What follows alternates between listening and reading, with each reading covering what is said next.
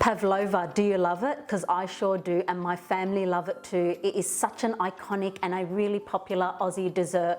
It is delicious and it only really takes a few ingredients to make it.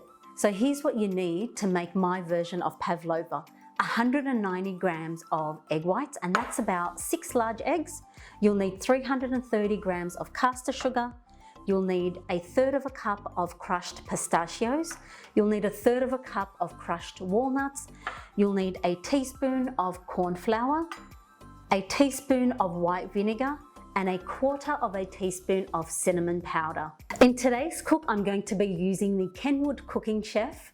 Now, this is the latest toy that I have in my kitchen and I've been so excited about playing around with it. Now, you can use it as a normal stand mixer, but one of the most exciting features about this one is it has a heating element. So the bowl itself heats up. How cool is that?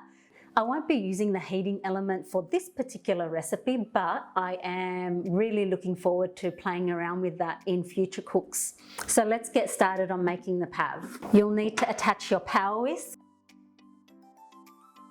and we're going to add the egg whites. And to get a beautiful fluffy whisked egg white, it is essential that the bowl is dry and clean. So start off on a lower setting. This power whisk is such an amazing attachment because it's made of strong wire. It actually works to incorporate the maximum amount of air. So once you see that the egg whites are starting to change color, you want to continue whisking, and then you're going to gradually add the caster sugar. Add the caster sugar a little bit at a time because you want it to dissolve nicely into the egg whites. Do scrape down the bowl using a spatula.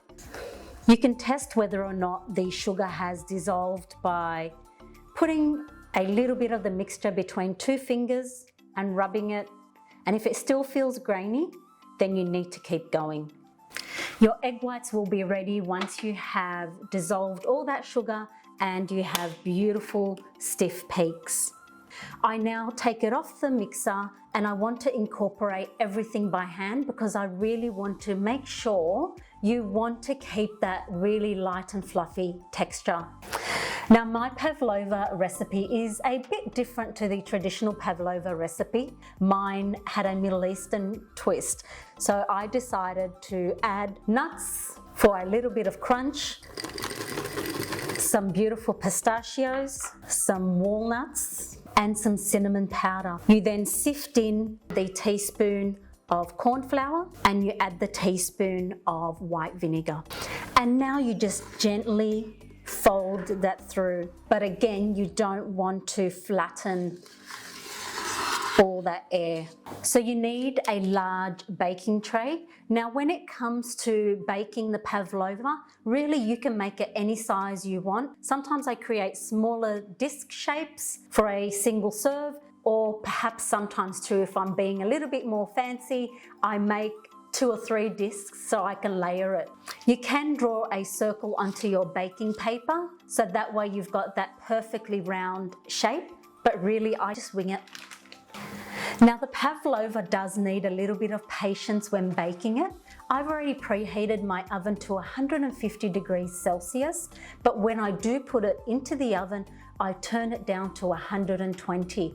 You're going to bake it for 60 minutes. You then turn off the heat and I leave it in the oven to cool completely. So this may take a few hours, but you want to do this because if you remove the Pavlova too soon, it will crack, but you definitely don't want it cracked all over and falling apart. Once your Pavlova has baked and cooled, now it's for the fun part, decorating. So I always use a freshly whipped cream. And again, I'm using my stand mixer and I'm using my power whisk. And I have here 600 mils of thickened cream.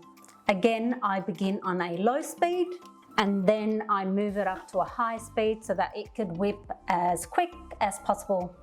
You're going to add 1/3 cup of sifted icing sugar And I'm going to add just a drop of vanilla essence.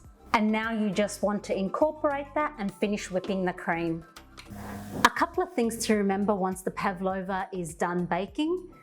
One of them is you want to decorate it as close to serving as possible. And if there are some cracks in there, who cares? You're going to cover it up with that beautiful cream anyway.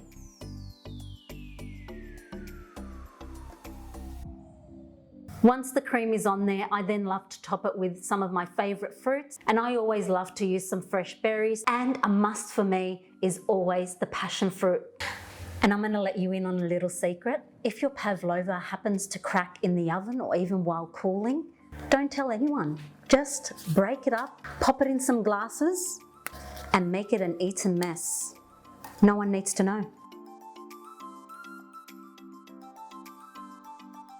So there you have it, my Middle Eastern version of the classic Aussie pavlova. It is so delicious, a few simple ingredients, and then a little bit of time and patience in the kitchen. I hope you give it a go this weekend, and I'm sure you'll love it just as much as I do.